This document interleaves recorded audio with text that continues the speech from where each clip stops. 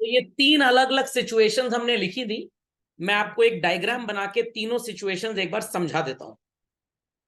Are people ready to understand? चलिए, and I want कि आप सब भी एक डायग्राम बच्चों बना लें। अगेन दुखी मत होइएगा, वही चीज फिर से पढ़ने जा रहे हैं थ्योरी में, जो ऑलरेडी आपको 3 बार पहले पढ़ाई जा चुकी है। एक एक्स एक्सेस ड्रॉ करेंगे चलन, एंड देयर आफ्टर एक वाई एक्सेस ड्रॉ करेंगे। Be very quick children, be very quick.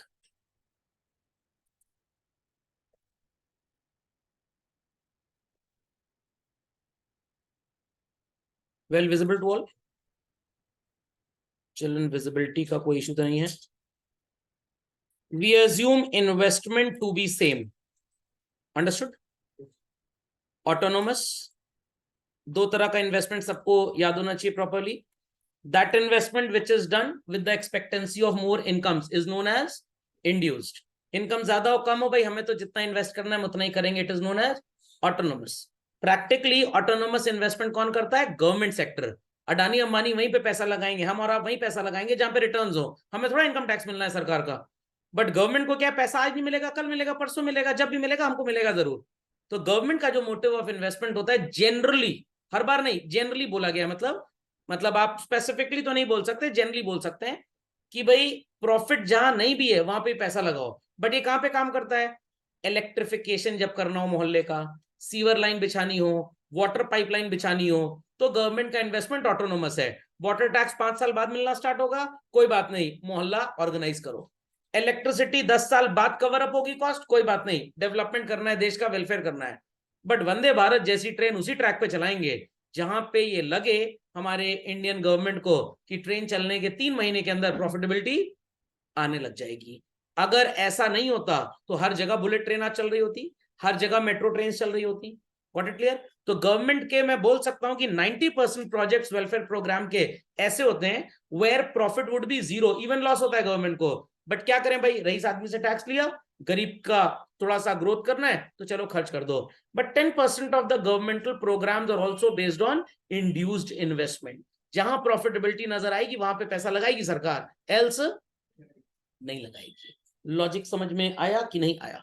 But most of the programs, Garib Kalyan योजना जितनी होती है, व्हाट इट क्लियर, यहाँ पे गवर्नमेंट गरीब किसानों को 2,000 रुपए महीना दे रही है, उनके क्रॉप के इंश्योरेंस का प्रीमियम गवर्नमेंट अपनी जेब से भर देती है। तो it is all causing loss to the government, government को इससे कोई फायदा नहीं है। बट एटलीस्ट किसान रहेगा तो बाकी लोग जिंदा रहेंगे कम से कम।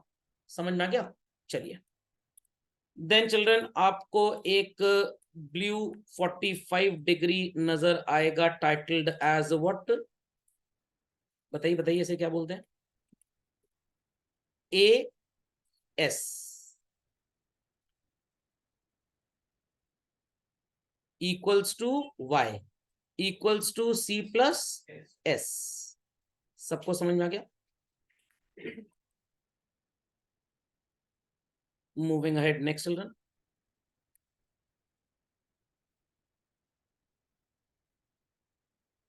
आपको एक ऑरेंज और एक येलो नजर आएगा स्लोप चिल्ड्रन। अपवर्ड राइजिंग है, आई repeat children, it is upward rising. ये रिप्रेजेंट कर रहा है सी और ये रिप्रेजेंट कर रहा है AD, that is C plus I. यहां तक समझ में आ गया? जो ये नीचे वाला सी है ना, ये बकवास है प्रैक्टिकली। ये सिर्फ इसलिए बनाते हैं कि अगर हम ये अज्यूम कर लें इन्वेस्टमेंट ना हो तो, मतलब ये प्रेपरेटरी था समझाने के लिए, आई रिपीट प्रेपरेटरी था समझाने के लिए।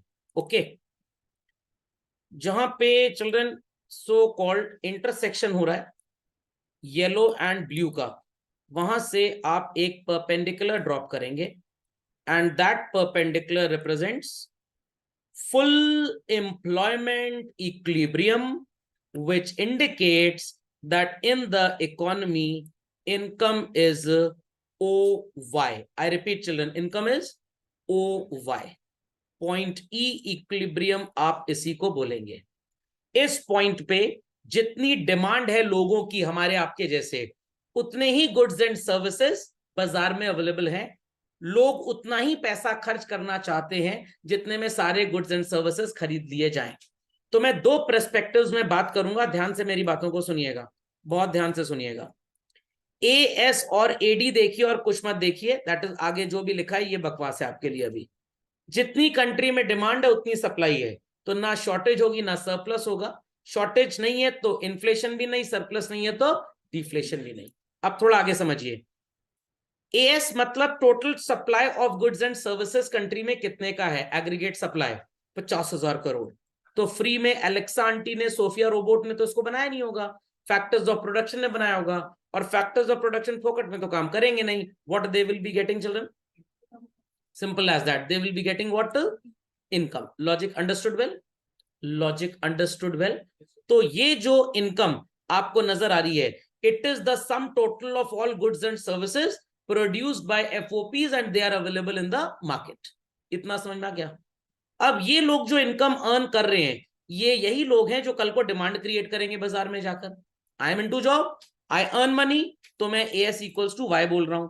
अब मैं अपनी इनकम लेके बाजार में जाऊंगा चीजें खरीदने के लिए, तो अब ये क्या बन जाएगा, एडी बन जाएगा। Is that clear? मैं मतलब मैं भी हूं जो कंजम्पशन एक्सपेंडिचर कर रहा हूं, और बिजनेस कम्युनिटी भी है जो क्या कर रही है, इन्वेस्टमेंट। तो जितनी इनकम आपके पास है, अगर आप पूरी की पूरी खर्च कर देते हैं, तो पूरे कमाए हुए पैसे वापस चले गए शॉपकीपर के पास, वापस चले गए बिजनेसमैन के पास, went back to the industrialist. तो अगर देश में इंडस्ट्रियलिस्ट ने 50,000 करोड़ की इनकम डिस्ट्रीब्यूट की एफओपीज को, तो क्यों डिस्ट्रीब्यूट की, बर्थडे पार्टी थी उनकी, हैप्पी बर्थडे का गिफ्ट दिया एफओपीज को, क्यों दी इनकम, एफओपीज को इनकम क्यों दी है, उनकी बर्थडे पार्टी थी। एफओपीज को इनकम क्यों दी सप्लायर्स ने, अरे प्रवचन सुनने आते हैं क्या लोग, exchange of services that they rendered. तो भाई 50,000 करोड़ की अगर इनकम मिली, तो देश में गुड्स भी कितने के बटे, 50,000 crore. And if whole income earned is spent children, there would be equilibrium, no shortage no surplus. यहां तक सबने ड्रॉ कर लिया।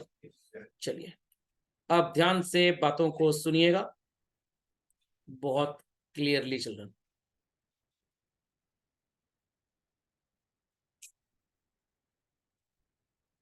सबको ये ब्राउन परपेंडिकुलर विजिबल है children, brown perpendicular visible. y1, ये y1 क्या रिफ्लेक्ट कर रहा है, ये रिफ्लेक्ट कर रहा है कि लोगों के पास जो इनकम है वो ny1 है। कितनी है चलन, ny1। मैं यहां पे लिख रहा हूं, ध्यान से देखिएगा, the income which could be spent is ny1, ny1 नजर आ रहा है।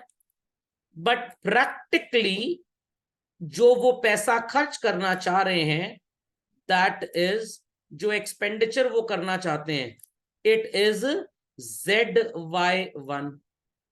Logic is understood well. Yellow line पे देखिए, पॉइंट मैंने मार्क किया है, नहीं नजर आ रहा, दिखा देता हूं फिर से, नो प्रॉब्लम। इतना पैसा लोग खर्च करना चाह रहे हैं।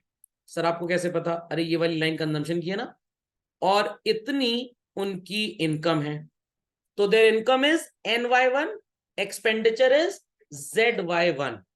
what amount they are spending but not willing to, so called, sorry, earning but not willing to spend, nz, New Zealand घूमेंगे जाके।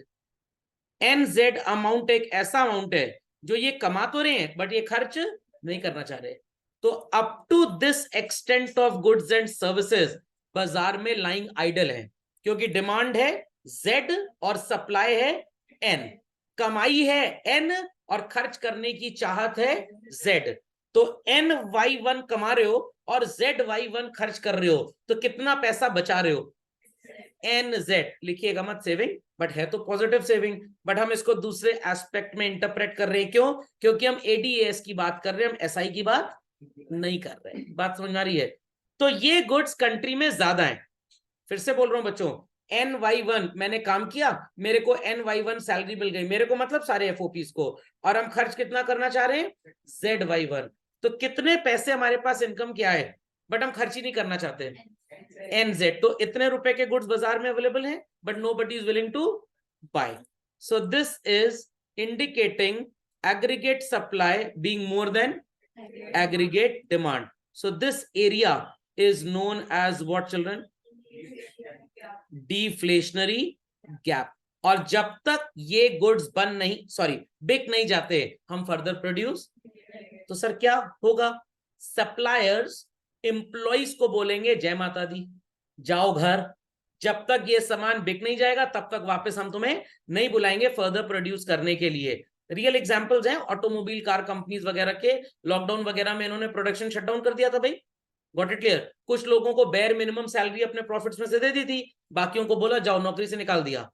अब भाई मैंने आज कमाया, ये 1 महीने तक मैं खर्चा करूंगा, मार्केट में 1 महीने तक गुड्स अवेलेबल हैं, उसके बाद भी गुड्स अवेलेबल हैं, हम अपनी और सैलरी को अब उन गुड्स पे फर्दर खर्च करेंगे।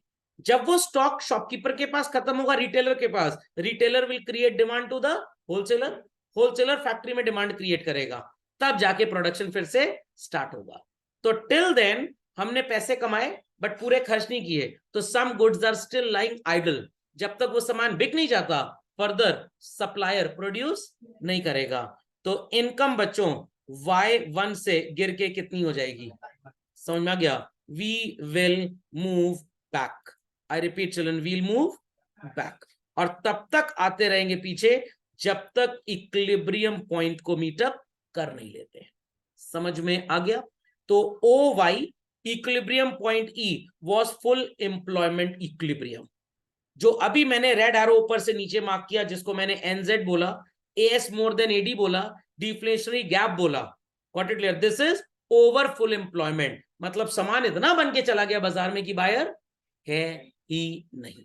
इतना समझ में आ गया? अपडेट झटपट। नेक्स्ट मार्क करिए बच्चों, अगला perpendicular that is so called, यहां से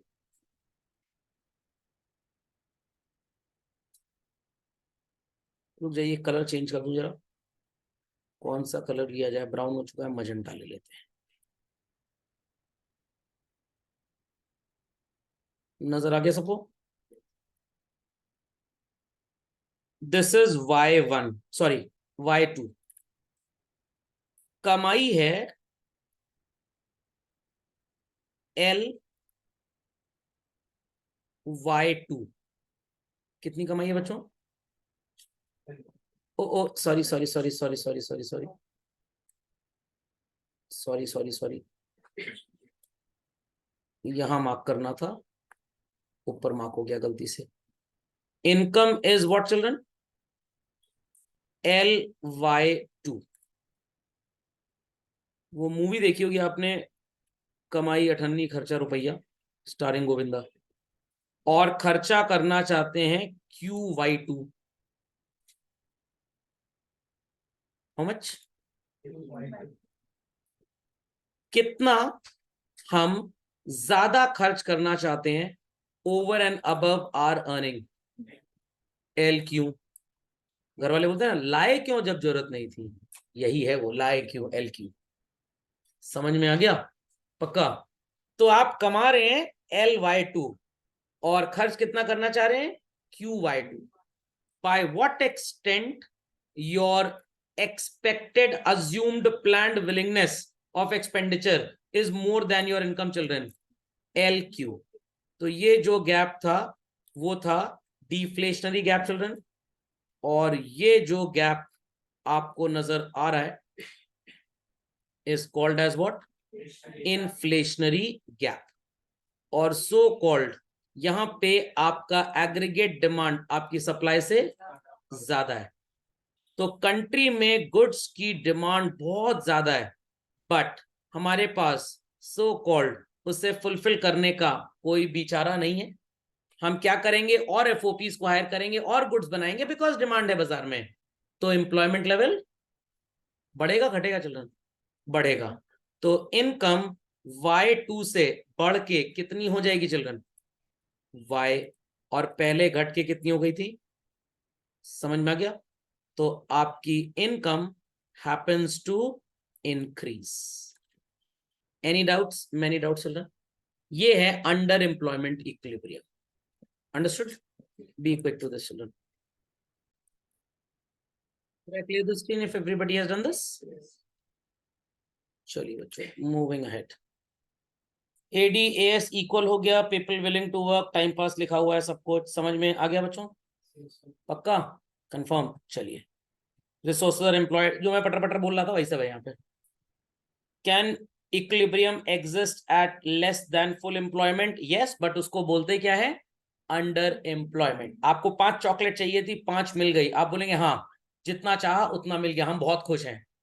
5 चाहिए थी, 3 मिल गई, या तो रोते रहिए पागल की तरह या बोलिए चलिए कोई बात नहीं, जो प्राप्त है वही पर्याप्त है, हम इसमें भी खुश हैं। अब आप अंडर एम्प्लॉयमेंट खुशी जाहिर कर रहे हैं। नहीं समझ में आई बात?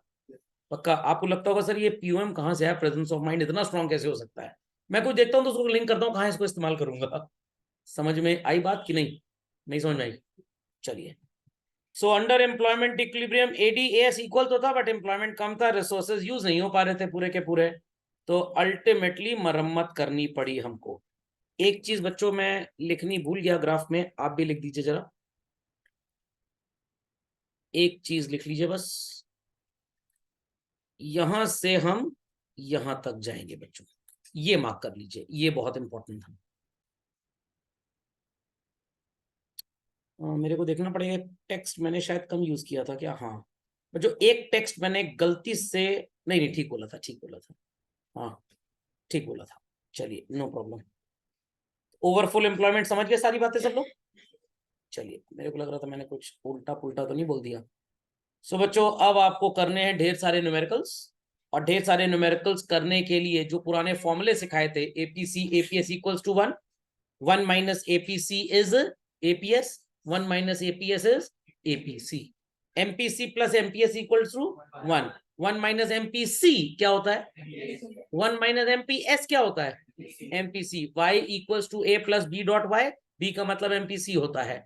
और सेविंग वाले में क्या था, ये पूरा निकाल लो, ठीक है? इसमें से आपका एक कंजम्पशन आएगा, इसमें से अपनी इनकम को कंपेयर कर लेना, जो डिफरेंस होगा दैट इज योर सेविंग, और नहीं तो माइनस वाला फॉर्मूला यूज कर लो। तो ये फॉर्मूले आपके पास होंगे जरूर। तो इक्विलिब्रियम एग्जिस्ट करता है, ये सब आपने पढ़ा है बच्चों, बट आई वांट कि आप इसको एक बार फिर से लिखें, ताकि आप जब न्यूमेरिकल करें तो आप भूलें ना। तो मैं इसी फॉर्मूले की बात कर रहा था, आपको पहला फॉर्मूला स्क्रीन पे नजर आ रहा होगा, विच सेज कंजम्पशन कैसे निकालेंगे। ध्यान से मेरी बात सुनिएगा बच्चों, इस फॉर्मूले से कंजम्पशन आ जाएगा, करेक्ट? अगर आपको इनकम पता है, कंजम्पशन आपने निकाल लिया, the difference would be what? Saving. नहीं समझे बात को? 100 रुपीज कमा रहे हैं, फॉर्मूले से पता लग गया कंजम्पशन 36 का है, तो सेविंग कितना होगा? 100 रुपए कमा रहे हैं, फॉर्मूले से पता लग गया कंजम्पशन 36 का है, तो सेविंग कितना होगा? 64। तो भाई कंजम्पशन अगर 36 निकाल लिया, तो 100 में से माइनस कर दीजिए, सीधे 64 ऐसे भी आ जाएगा। नहीं तो आपके पास ये फॉर्मूला भी है। Not getting? कहने का मतलब एग्जाम में अगर आपको सेविंग पूछी जाती है, बट आप फॉर्मूला भूल गए, आई रिपीट फॉर्मूला भूल गए, तो भाई ये तो आसान है, A plus B dot Y, A plus B dot Y, B is what? MPC। तो इस फॉर्मूले से कंजम्पशन निकाल लीजिएगा, इनकम आपको पता होगा, द डिफरेंस इज सेविंग, ये काम आएगा आपको। समझ गए? पक्का? लिख लीजिए फास्ट, कोई क्वेरीज हैं तो प्लीज आस्क। सो बच्चों, 3 कंडीशन समझ में आ गई, बहुत मजेदार है। Last to last year CBSE ने पूछा था कि भाई पॉसिबल कंडीशन ऑफ इक्विलिब्रियम क्या होगी, कैसे इक्विलिब्रियम जनरेट होगा। A plus B dot Y, ये आपने कंजम्पशन फंक्शन का फॉर्मूला पढ़ा था। A plus MPC dot Y, ये आपने सेविंग फंक्शन का पढ़ा था, इसमें माइनस वैल्यू आ गई थी, -A। बट इक्विलिब्रियम किस लेवल पे होगा, ये जानने के लिए बच्चों प्लस आई और प्लस आई एस करना पड़ेगा। ध्यान से सुनिए, ध्यान से सुनिए, ये फॉर्मूला सबको नजर आ रहा है? मैं इसका एक आसान रूप आपको लिख के दिखाता हूं। अर्लियर हमने इसको कैसे पढ़ा था? A plus B dot Y, और इसको कैसे पढ़ा था बच्चों हम लोग ने? -A प्लस MPS डॉट वाई। नहीं तो एक तरीका और भी बता देता हूं इसका आपको, एक तरीका और बताता हूं, 1 माइनस बी डॉट वाई। समझना गया? इससे पता लगेगा कि हम अपनी इनकम में से कितना कंजम्पशन करते हैं, इससे पता लगेगा हम अपनी इनकम में से कितनी सेविंग करते हैं। दोनों को मिला देंगे तो क्या आ जाएगा? इनकम। लिख लीजिए इसको, जो मैं भी थोड़ी देर पहले बोल रहा था कि अगर एक फॉर्मूला भी आपने याद कर लिया, इनकम में से उसको माइनस कर दीजिए तो सेविंग आ जाएगा। इनकम में से कंजम्पशन माइनस कर दीजिए तो सेविंग, इनकम में से सेविंग माइनस करिए तो consumption. Hope so I am not very fast, क्योंकि चीजें पुरानी है इसलिए लिंगर ऑन करना और धीरे धीरे चलना कोई तुक नहीं बनता इसका। Understood children? बट कभी कभी क्वेश्चन आपसे पूछा जाएगा, ये इनकम है, ये है आपका ऑटोनोमस कंजम्पशन, ये है MPC, got it clear? Equilibrium किस लेवल पे होगा? तो आपको इन फॉर्मुलेज में आगे आई और एस को ऐड करना पड़ेगा, तब जाके आपका इक्विलिब्रियम आएगा। बच्चे क्या करते हैं, न्यूमेरिकल समझ नहीं पाते और कंजम्पशन का आंसर देके चले आते हैं।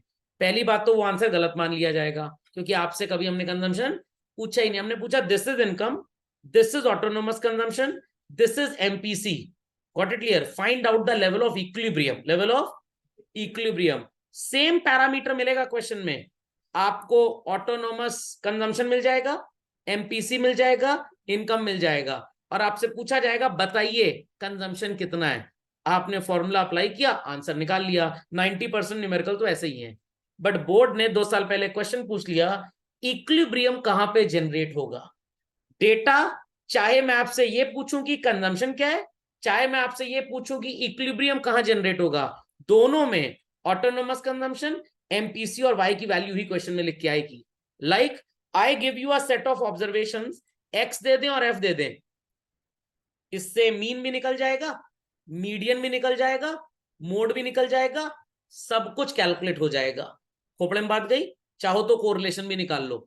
बट अगर आपने बहुत इंटेंसिव रीडिंग नहीं की और सिर्फ मीन पढ़ के एग्जाम में चले गए और वहां पे मीडियन पूछ लिया गया, आपको क्या मिलेगा? 0, बिकॉज एक स्टैटिस्टिक्स की सीरीज से आप कुछ भी कैलकुलेट कर सकते हो। तो similarly what I mean to say is this, कि एग्जाम में आपको question many a times will give you what is called as autonomous consumption, value of MPC and Y, और पूछेगा व्हाट इज कंजम्पशन। तो भाई आपको आता है, आप निकाल के चले, नंबर नंबर पा गए, बहुत बढ़िया, मजा आ गया। बट कभी कभी आपसे यही चीजें दी जाएंगी, बट पूछा क्या जाएगा, at what level equilibrium would be generated. समझ में आ गया? If I show you what is this, sir काले रंग का है, बेवकूफ हो क्या, ये डिजिटल पेन है। तो सर काले रंग का भी तो है ना, तो दोनों आंसर हो सकते हैं। बट आपने हमेशा रटा ए फॉर एप्पल, अरे ए फॉर ऑटोनोमस कंजम्पशन भी तो हो सकता है। खोपड़े में बात गई कि नहीं गई? थोड़ा आउट ऑफ द बॉक्स सोचिए निकल के। तो क्वेश्चन में आपको मिलेगा क्या क्या क्या? Autonomous consumption, the value of MPC, the value of income.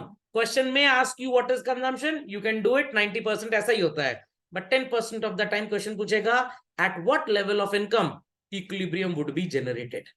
समझ में आई बात कि नहीं आई बात? पक्का? तो इसलिए रटिएगा मत तोते की तरह कि इस फॉर्मूले से सिर्फ और सिर्फ कंजम्पशन निकलता है, इस फॉर्मूले में कुछ ऐड कर देंगे तो इक्विलिब्रियम भी निकल जाएगा। जुगाड़मेंट थ्योरी। समझ में आई बात? समझ में आई बात? पक्का? कंफर्म? आपके घर में स्टेबलाइजर हो गया खराब, अब एसी कैसे चलेगा? तो ये जरूरी थोड़ा कि स्टेबलाइजर होगा तभी एसी चलेगा, वो तो एक प्रिकॉशन है कि भाई वोल्टेज फ्लक्चुएशन से डिवाइस खराब ना हो जाए। अगर आपकी कॉलोनी में कोई भी फ्लक्चुएशन नहीं है तो आप डायरेक्ट एयर कंडीशनर यूज कर सकते हैं। जैसे फ्लैट्स और अपार्टमेंट्स में, वहां पे एसी के लिए स्टेबलाइजर की जरूरत नहीं है, because they have their personalised transformer, they have their personalise, वो कोई कटिया नहीं मारता वहां पे। किसी जमाने में मेरे को याद है, जब मैं स्टूडेंट था 11th-12th में, हमारे घर में टीवी के लिए बच्चों स्टेबलाइजर होता था। आज होता है? नॉट एट ऑल, क्योंकि आप टीवी ऐसे बनते हैं टेलीविजन सेट कि फ्लक्चुएशन हैंडल कर सके। समझ में आया? तो ये है ओरिजिनल फॉर्मूला कंजम्पशन का, इसी में जुगाड़मेंट लगा दिया, प्लस आई और एस कर दिया, तो क्या बन गया बच्चों? इक्विलिब्रियम। Got it clear? तो देखिए एकदम सेम फॉर्मूला है कि नहीं, ए plus MPC dot Y, A plus MPC dot Y, दोनों फॉर्मूले सेम है, खैर दोनों कंजम्पशन के हैं, बट प्लस आई और प्लस एस कर दिया तो ये कंजम्पशन से ज्यादा क्या दे देंगे? इक्विलिब्रियम बता देंगे आपको। Got it clear? This formula is available in least number of books in India children. Questions में ऑथर्स ने सॉल्व किया है, बट किसी ने ठीक से बताया नहीं है इसको। Logic understood? Logic understood? Confirm? एक बार मैं चाट वाले के पास गया, मैंने कहा बता एक पत्ता टिकिया देना भैया, कह रहा खाएंगे, मैंने नहीं फेंकेंगे। अरे ऑब्वियस सी बात है, कह रहा आई मेंट टू से कि पैक करेंगे या खाएंगे। मैंने कहा ऐसे पूछो ना, पैक करेंगे खाएंगे, मेरे क्या करेंगे, खाएंगे, मैंने फेंकेंगे। समझ में आ गई बात? समझ में आ गई बात? स्टूडेंट मिल गया एक बार मूवी थिएटर में, क्या सर आप यहाँ कैसे? मैंने सब्जी खरीदने आए थे, कहीं आलू सब्जी सस्ता मिल जाए तो मेरे लिए 2 किलो ले लेना। अरे भाई मूवी थिएटर में तो आदमी मूवी ही देखेगा ना, सब्जी थोड़ा खरीदेगा। तो इसीलिए ये फॉर्मूला किस चीज का है? A plus MPC dot Y है तो कंजम्पशन का है। बट अगर इक्विलिब्रियम पहचानना है तो इक्वल के लेफ्ट में वाई की जगह सी की जगह वाई रखना पड़ेगा, और डॉट वाई के आगे आई को ऐड करना पड़ेगा। नहीं समझे बात को? तो T shirt is meant for wearing, but पुरानी हो गई तो झाड़न के काम भी आ जाती है। ये कोई टी शर्ट वाले एडवर्टाइज करते हैं क्या? ये कोई टी शर्ट वाले एडवर्टाइज करते हैं? कभी सुना है डीकैथलॉन बोल रहा है हमारी टी शर्ट खरीदिए जब तक चले पहनिए, बाद में झाड़ू की तरह इस्तेमाल करिए? नेगेटिव मार्केटिंग हो जाएगी। Logic understood? Logic understood? चलिए डू इट क्विकली चिल्ड्रन। लिख दिया? चलिए सुनिए बात को बहुत ध्यान से। सबको पता है दैट कंजम्पशन का फॉर्मूला क्या है?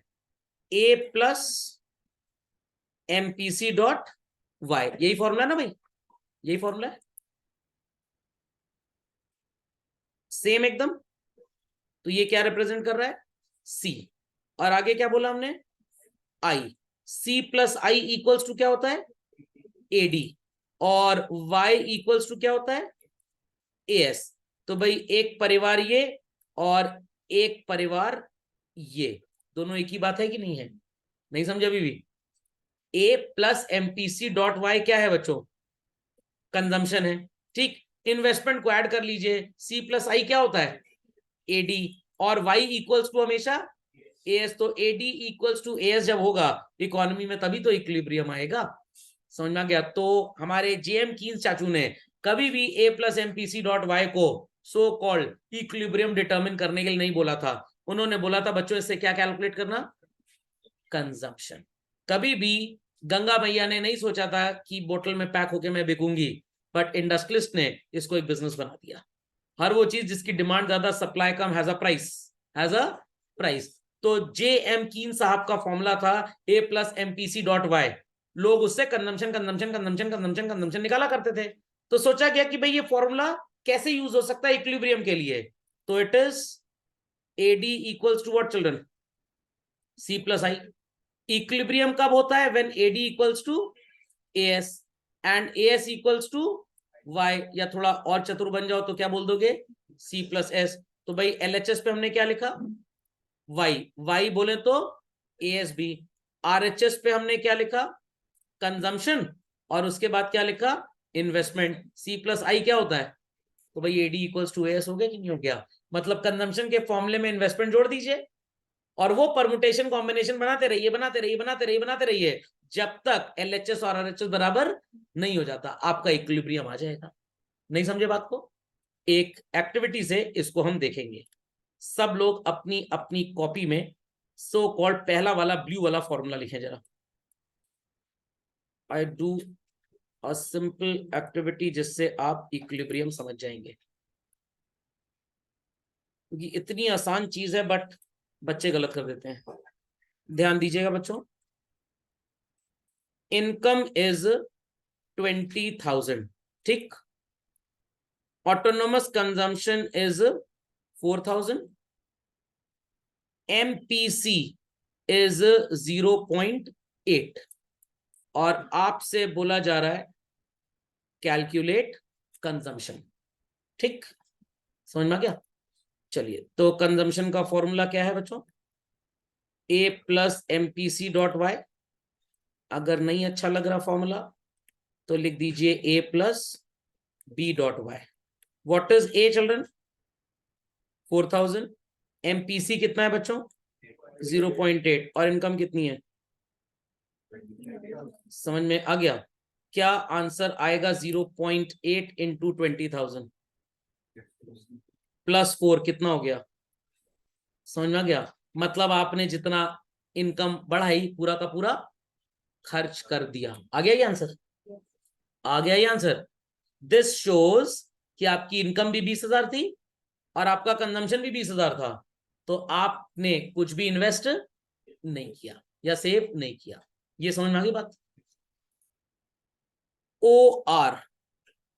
अब मैं इस वैल्यू को लूंगा 30,000। फिर मैं इस वैल्यू को लूंगा 40,000।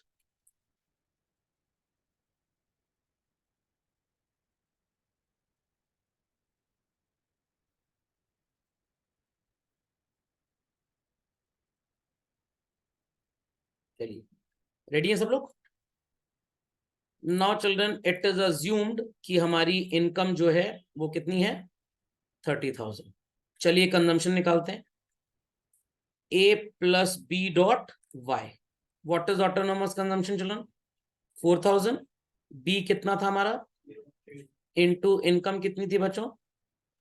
What is 0.8 into 30 children? 24 plus 4 कितना हुआ? ये आपकी कंजम्पशन। इनकम अगर आपकी सो कॉल्ड 30 है और आप 28 कंज्यूम कर रहे हैं चिल्ड्रन, तो सेव कितना कर रहे हैं? 2,000। तो क्या सेविंग का फॉर्मूला लगाना पड़ेगा? कंजम्पशन वाले से काम चल जाएगा आपका? नहीं समझ में आई बात? समझ में आई बात? अब इनकम कितनी मान ली मैंने तीसरे एग्जांपल में चिल्ड्रन? कितनी इनकम मान ली? 40,000। चलिए फिर से फॉर्मूला लिखते हैं। A plus B dot Y, what is children so called titled as your autonomous consumption? Plus B कितना था चिल्ड्रन? 0.8। और कमाई कितनी थी? याद है ना एमपीसी क्या होता है? बढ़ी हुई इनकम का proportion that we are going to spend. 32 खर्च हो गया और 4 ये वाला कितना हो गया? 36। ये सी है चिल्ड्रन, समझ में आ गया? y equals to C plus S. 36 खर्च कर दिया तो सेव कितना करेंगे? 4,000। क्या सेविंग का फॉर्मूला याद करना पड़ेगा? कर लीजिएगा, एमसीक्यू में तो पूछ सकते हैं which of the following represent saving function. क्या लिखेंगे? ये गलत है चारों ऑप्शन, जो मैं बता रहा हूं वो सही है। समझ में? क्या इसलिए याद वो भी करना पड़ेगा आपको। नहीं समझे? नहीं समझे? पक्का? चलिए अब दिमाग की बत्ती जलाइए मिंटोस खाए बगैर। तो अब अगर आपसे पूछा जाए कि भैया इक्विलिब्रियम कब होगा, क्या कब होगा? इक्विलिब्रियम तब होगा जब आपकी इनकम 20,000 होगी, क्योंकि बाकी में तो सेविंग सेविंग आ रही है। बाकी में तो सेविंग सेविंग आ रही है। एक और एग्जांपल लें, एक और एग्जांपल लें। चलिए ग्रीन एग्जांपल, एनर्जी सेव होगी थोड़ी सी। Income equals to 10,000। क्या है कंजम्पशन का फॉर्मूला? ए प्लस बी डॉट वाई। ए कितना था बच्चों? 4,000 प्लस 0.8 इंटू 10 क्या हो गया? 12,000। मतलब आपकी सेविंग क्या हो गई? नेगेटिव। तो क्या ये इक्विलिब्रियम हुआ? नो। क्या 30,000 वाली इनकम और 40,000 वाली इनकम इक्विलिब्रियम हुई? नो। कौन सी इक्विलिब्रियम हुई? तो आपको अलग अलग इनकम का परम्यूटेशन कॉम्बिनेशन बनाना पड़ेगा, कहां पे इक्वल आ रहा है। Is that clear? तो इसमें ऐसा नहीं कि सर पता नहीं कौन सा डिजिट एग्जाम में आ जाए, टाइम वेस्ट होगा। आपको 2-3 इनकम्स दे देंगे और आपको इसी तरह से कैलकुलेट करना पड़ेगा। जहां पे y equals to so called आ गया एडी, वहां पे मान लीजिएगा कि इक्विलिब्रियम है। समझ गए बात को? पक्का? तो ऐसा नहीं, ऐसे तो करोड़ों कॉम्बिनेशन बन जाएंगे। तो आपको 2-3 इनकम दे देंगे और पूछेंगे बताइए किस पे इक्विलिब्रियम है। तो दैट्स व्हाई आई सेड कि आप ये वाला नया फॉर्मूला याद करेंगे अभी। y equals to bar A plus MPC dot Y plus I भी कर सकते हैं प्लस एस भी कर सकते हैं, डिपेंडिंग कि क्वेश्चन आपको सेविंग दे रहा है या इन्वेस्टमेंट दे रहा है। समझ में आ गई बात? समझ में आ गई बात? चलिए कर लिया सबने, एवरीबॉडी? चलो so children, next lecture we'll be doing this. अब यहां पे आपसे पूछा जा रहा है calculate the equilibrium level of income and consumption expenditure. दोनों चीज पूछ ली आपसे। तो आप कहेंगे कि भाई ये इक्विलिब्रियम कैसे निकालेंगे? तो जुगाड़ से निकलेगा। फॉर्मूला जो है वो सिर्फ और सिर्फ कंजम्पशन के लिए ही बनाया गया है। समझ गए? तो इस क्वेश्चन को नोट डाउन करना चाहते हैं कर लीजिए। नेक्स्ट लेक्चर में हम ये क्वेश्चन आपके साथ करेंगे। Fine, be quick to this.